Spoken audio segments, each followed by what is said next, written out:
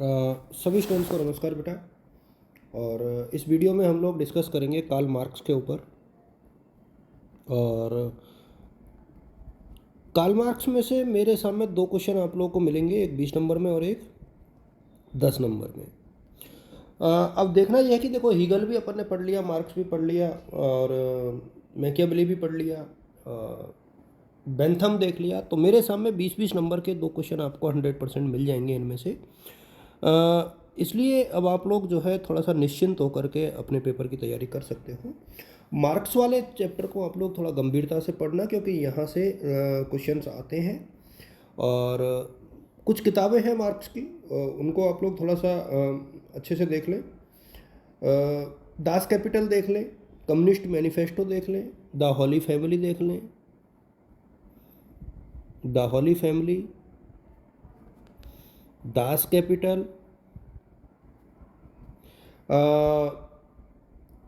Communist Manifesto, the Communist Manifesto. इसके अतिरिक्त जो है और भी कुछ चीज़ें हैं जिनको आप लोग जो है शेयर कर सकते हो, जिसमें द पॉवर्टी ऑफ फिलॉसफी भी कई बार जो है पूछ ली जाती है। द पॉवर्टी ऑफ फिलॉसफी, ये वीडियो शायद हो सकता है थोड़ा सा बड़ा हो जाए बाकी से, क्योंकि मार्क्स चूँकि महत्वपूर्ण है और हमारा उद्देश्य सिर्फ वीडियो बनाना नहीं है, आप लोगों का पेपर अच्छा हो जाए, ये मेन टारगेट होता है बेटा। और मैं सभी बच्चों से कहना चाहूँगा कि आप लोग थोड़ा सा इस वीडियो को अपने साथियों के साथ शेयर ज़रूर कर देना, क्योंकि काफ़ी महत्वपूर्ण तरीके से इतनी मेहनत करने के बाद जो है आप लोगों का के साथ इसको शेयर किया जाता है। मार्क्स को वैज्ञानिक समाजवाद का जनक कहा जाता है, तो ये भी कई बार पूछ लिया जाता है कि वैज्ञानिक समाजवाद का जनक कौन है, who is the father of scientific socialism. तो उसमें कार्ल मार्क्स का नाम आता है और प्रमुखता से आता है। अच्छा, 4 सिद्धांत हैं कार्ल मार्क्स के, और चारों में से कुछ भी एग्जाम में पूछा जा सकता है। और मैं चारों को ही इस वीडियो में शेयर करूंगा, मतलब कोई गैस नहीं लगा रहे, अपन पूरा पढ़ रहे हैं। चारों कौन कौन से हैं? देखिए, पहला है डायलेक्टियल मटेरियलिज्म, यानी द्वंद्वात्मक भौतिकवाद। और मोटी मोटी चीज़ें इनकी शेयर करूँगा। द्वंद्वात्मक भौतिकवाद, और इसके अतिरिक्त जो है इतिहास की आर्थिक या भौतिकवादी व्याख्या, आर्थिक व्याख्या, और इसके अतिरिक्त जो है वर्ग संघर्ष। और मैं इनको, क्योंकि ये आप तय मान के चलो कि ये क्वेश्चन आएंगे ज़रूर, यहाँ से आपको 2 क्वेश्चन मिलने वाले हैं, इसलिए अपन को ये थोड़ा सा यहाँ पर पढ़ना चाहिए। और एक अतिरिक्त मूल्य का सिद्धांत, एक अतिरिक्त मूल्य का सिद्धांत। रणनीति बना करके यदि हम लोग पढ़ते हैं तो डेफिनेटली जो है रिजल्ट बहुत सकारात्मक आते हैं। और अब हम लोग पहले जो है डिस्कस करेंगे द्वंद्वात्मक भौतिकवाद की।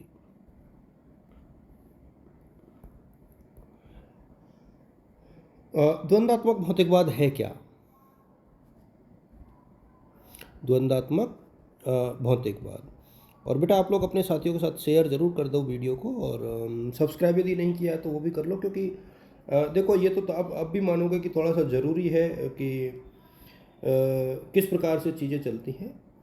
और द्वंद्वात्मक भौतिकवाद इनके जो है मूल सिद्धांत है एक प्रकार से, और इनका जो सिद्धांत है वो हीगल पर आधारित है। हालांकि मार्क्स ने जो हीगल का सिद्धांत था उसको थोड़ा सा उल्टा कर दिया, बाकी जो इनका द्वंद्वात्मक भौतिकवाद है वो काफ़ी हद तक हीगल जो है मानकर चलता है कि समाज की प्रगति प्रत्यक्ष न होकर टेढ़े-मेढ़े तरीके से हुई है, जो वाद प्रतिवाद और संवाद की बात करता है। और यही जो है वाद प्रतिवाद और संवाद जो है द्वंद्वात्मक भौतिकवाद में मार्क्स कहता है। तो मार्क्स के अनुसार वाद जो है एक साधारण परिस्थिति है, मतलब आप ऐसे कह सकते हो। इसको थोड़ा सा इस प्रकार से आप देखिए कि होता क्या है। 3 सिचुएशन है। एक तो है वाद यानी थीसिस, एक है प्रतिवाद, और एक है जिसको संवाद या सिंथेसिस कहा गया, संवाद। अब ये 3 सिचुएशन है। अच्छा, वाद क्या होता है, प्रतिवाद क्या होता है और संवाद क्या होता है, ये थोड़ा सा आप लोग समझ लें। बहुत सिंपल तरीके से आप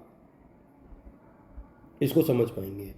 देखिए, वाद एक साधारण स्थिति है समाज की, बहुत साधारण स्थिति है, जहाँ लोगों में कोई भेद नहीं होता है, द्वंद्वात्मक भेद नहीं होता है, वर्ग भेद नहीं होता है और कोई अंतर्विरोध भी नहीं होता है। लेकिन धीरे धीरे क्या होता है, कुछ लोग आगे बढ़ जाते हैं, कुछ पीछे रह जाते हैं, तो ये क्या है, एक असंतुष्टि का जन्म होता है। अब फिर लोग असंतुष्ट होते हैं तो वो क्या करते हैं, प्रतिवाद करते हैं।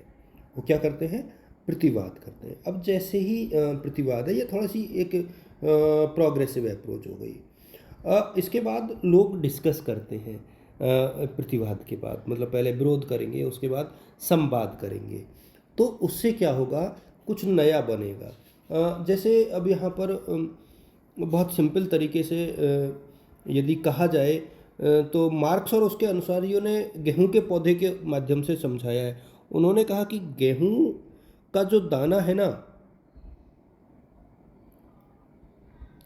वो एक प्रकार से बात है। मैं गेहूं के पौधे का आप एग्जाम्पल भी लिख सकते हो, गेहूं का दाना। तो जो दाना है ना, वो इन्होंने क्या माना है, बाद माना है, और भूमि पर इसको बो दिया, फिर वो गलकर अंकुरित हो गया और उसके बाद पौधे ने रूप ग्रहण कर लिया। तो जो पौधा बना है ना, यानी बीज जो है वो तो बाद है, पौधा क्या है, प्रतिवाद है। तो फिर संवाद क्या है, संवाद यह है कि तीसरे चरण में पौधे में फली आई, उसके बाद गेहूं पका और पौधा सूखकर नष्ट हो गया। तो ये तीसरा चरण है ना, मतलब फल का लगना और पौधे का फिर नष्ट हो जाना, तो ये संवाद की स्थिति है। तो इसके माध्यम से इन्होंने समझाने का प्रयास किया है। हीगल से अलग किस प्रकार से था, ये थोड़ा सा मैं आपको बताता हूँ। देखिए, इनका था द्वंद्वात्मक भौतिकवाद। और द्वंद्वात्मक क्यों था, देखिए, ये तो इनका आपने द्वंद्वात्मक प्रक्रिया समझ ली कि द्वंद्वात्मक प्रक्रिया में 3 तत्व होते हैं, वाद, प्रतिवाद और संवाद। तो अब द्वंद्वात्मक भौतिकवाद क्यों है, देखिए, इन्होंने कहा कि जो भौतिकवाद की जो प्रगति है ना, प्रकृति जो नेचर है, वो भौतिक है, आध्यात्मिक नहीं। भौतिक है, आध्यात्मिक नहीं। और ये एक नए तरीके से चलता है, और इसीलिए मार्क्स ने जो है अपने भौतिकवाद की कुछ विशेषताएं बताई है, जो आपको लिखनी है। द्वंद्वात्मक भौतिकवाद की विशेषताएं, ये पॉइंट्स को आप लोग थोड़ा सा देख लेना। इसके कुछ नियम भी हैं और कुछ विशेषताएं, मैं ये सारी चीज़ें शेयर कर रहा हूँ आप लोग के साथ। एक तो आंगिक एकता, और एक जो है गतिशीलता, और एक जो है परिवर्तनशीलता। ये ये प्रोग्रेसिव सोसाइटी आप जहाँ भी देखोगे उनमें विशेषताएं मिलेंगी मिलेंगी। दोनों परिवर्तन, क्वांटिटिव और क्वांटिटेटिव, यानी परिमाणात्मक और गुणात्मक दोनों परिवर्तन, और क्रांतिकारी प्रक्रिया। वैसे तो खैर आप लोग इसको देख चुके होंगे, ऑलरेडी पढ़ भी चुके होंगे, लेकिन यदि आप यहाँ से पढ़ोगे तो शायद थोड़ा सा और समझ में आए। नकारात्मक संघर्ष होता है, नकारात्मक और सकारात्मक दोनों प्रकार का संघर्ष देखने को मिलता है। इसके अलावा मैं आपको बताऊं, इसके कुछ नियम हैं, उनको भी आप लोग देख सकते हो। कि विपरीतों की एकता और संघर्ष का नियम, यानी द्वंद्वात्मक भौतिकवाद के कुछ नियम है। अब ये तो आप बुक में से भी देख सकते हो, मैं थोड़ा सा पॉइंट बता दूं। Law of unity and interpretation of opposites, यानी विपरीतों की एकता। और इसके अतिरिक्त जो है परिमाणात्मक से गुणात्मक परिवर्तन, यानी क्वांटिटिव से क्वालिटेटिव, परिमाणात्मक से गुणात्मक। और जो थर्ड वन है वो है निषेध का नियम, निषेध का नियम। तो ये कुछ चीज़ें हैं जिनको आप लोग देख सकते हो। अच्छा, आलोचना की यदि आप लोग बात करें, क्रिटिसिज्म की बात करें आप लोग, तो वो कौन कौन सी हैं, तो ये तो आप अपने मन से किताब में से देख लेना, उसमें टाइम ख़राब नहीं करेंगे अपन। फिर इतिहास की आर्थिक या भौतिकवादी व्याख्या। देखिए इसको भी आपको थोड़ा सा देखना पड़ेगा कि इन्होंने किस प्रकार से उसकी व्याख्या जो है की है। इतिहास की आर्थिक या भौतिकवादी व्याख्या, यानी इकोनॉमिक इंटरप्रिटेशन ऑफ हिस्ट्री, आर्थिक या भौतिकवादी व्याख्या। अब ये काफ़ी इम्पोर्टेंट अपने आप में बन जाता है। इन्होंने ऐतिहासिक विकास को लागू करने का प्रयास, मतलब मानवीय विकास को समझने के लिए द्वंद्वात्मक भौतिकवाद के सिद्धांत को जब किया है, तो इसको इन्होंने इतिहास के माध्यम से समझाया है। और इन्होंने कहा है कि देखिए, मनुष्य का जो विकास हुआ है, जो सभ्यताओं का विकास हुआ है, उसमें विभिन्न वर्गों का हुआ है और उसमें उत्पादन की प्रक्रिया के कई चरण रहे हैं, उत्पादन के साधनों के आधार कई रहे हैं।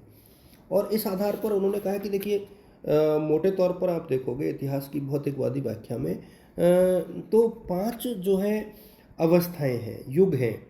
एक तो आदिम साम्यवादी युग है, ये अवस्थाएं आपको याद रखनी है। आदिम साम्यवादी युग, सिर्फ नाम याद रख लेना। एक है दास अवस्था या दास युग, यानी primitive communism, then slave society, and third one is feudal society यानी सामंती युग। और मैं डिटेल इनकी अभी नहीं बता पाऊँगा क्योंकि थोड़ा सा अपने पास समय कम है। और फोर्थ वन पे अपन जाए तो कैपिटलिस्ट सोसाइटी होती है, यानी पूंजीवादी युग आता है। और जो नेक्स्ट वन है वो है एक प्रकार से साम्यवादी युग, यानी कम्युनिस्ट सोसाइटी आती है, साम्यवादी युग। और इसके बाद जो है वर्ग संघर्ष आता है, सर्वहारा वर्ग का अधिनायकवाद आता है, उसको हम लोग आगे पढ़ेंगे। तो साम्यवादी युग, ये 5 अवस्थाएं हैं और इन पांचों में अलग अलग प्रक्रियाएं होती हैं, उत्पादन के साधनों की स्थितियां चेंज हो जाती हैं।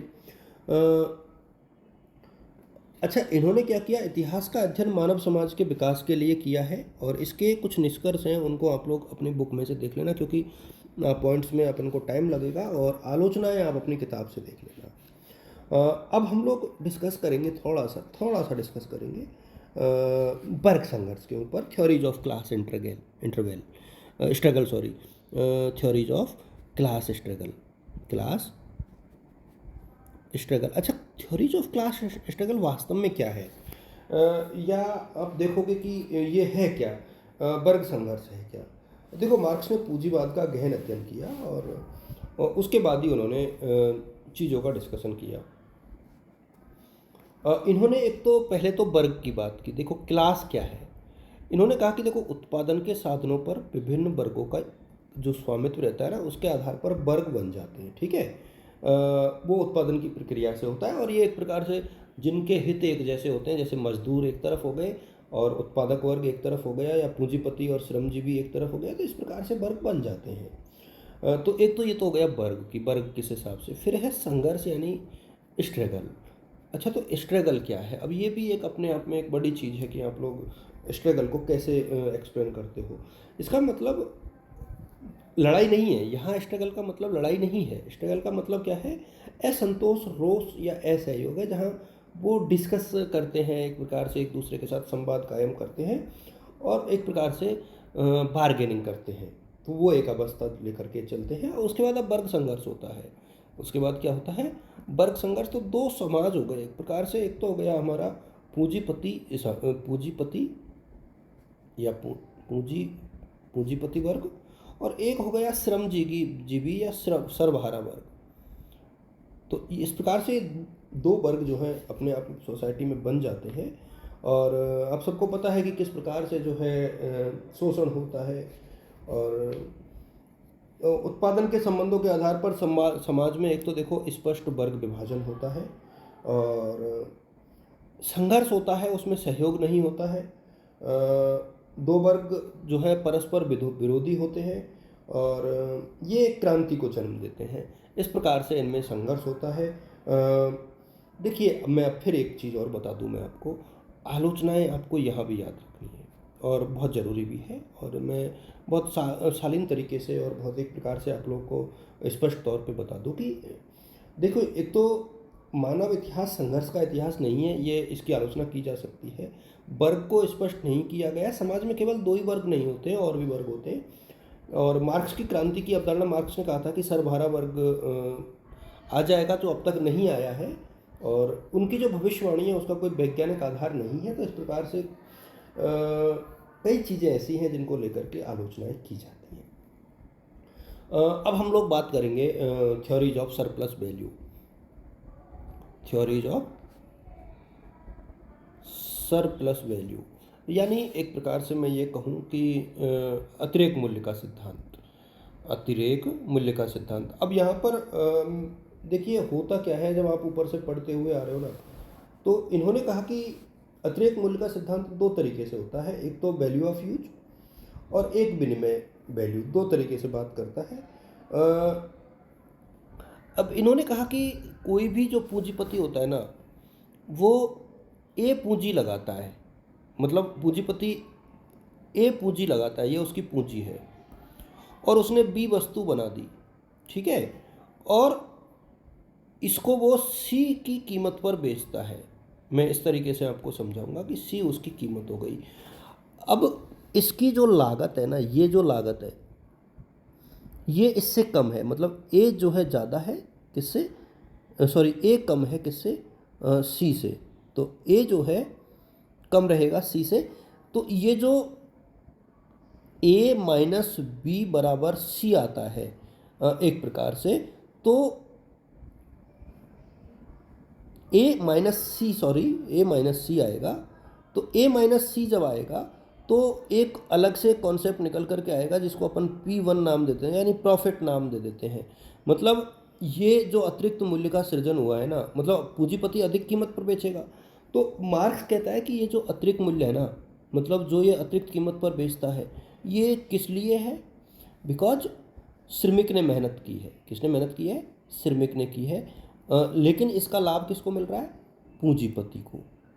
पूंजीपति को, वो मजदूरों में नहीं दे रहा है इसको, मजदूरों को तो मजदूरी दे रहा है। तो यहीं से जो है वर्ग संघर्ष की अवधारणा जो है मिलती है। तो क्योंकि मार्क्स तो कहता है कि ये श्रमिक के कारण है, पूंजीपति कहता है कि मैंने रिस्क लिया है इसलिए है। तो ये चीज़ें हैं, इस वजह से थोड़ा सा ये कॉन्फ्लिक्ट जो है पैदा होता है। पूंजीपति लाभ जो लेता है वो एक्चुअल में श्रमिकों से ही लेता है। श्रमिकों के घंटे ज़्यादा होते हैं, उनसे मजदूरी भी उनको उचित नहीं दी जाती है। तो काफ़ी चीज़ें हैं और यही सरप्लस वैल्यू का एक प्रकार से बेस है। तो उपभोग मूल्य, उपयोगिता मूल्य और विनिमय मूल्य, आप थोड़ा सा ये देख लेना किताब में से और देख लेना इसको। और आलोचनाएं तो देखो मैं फिर कहूँगा कि आप लोग खुद ही पढ़ोगे, मैं बिल्कुल नहीं बताऊँगा। और इतना ही आप लोगों के लिए पर्याप्त है। अगले वीडियो में हम लोग प्लेटो को पढ़ेंगे और उसके बाद मेरे हिसाब में आप लोगों का ये जो पेपर है वो कंप्लीट हो जाएगा। आप सभी को मेरी तरफ से शुभकामनाएं, ऑल द बेस्ट और good luck. Thank you so much. और ये वीडियो काफ़ी उपयोगी है, आप लोग इसको पूरा देखना।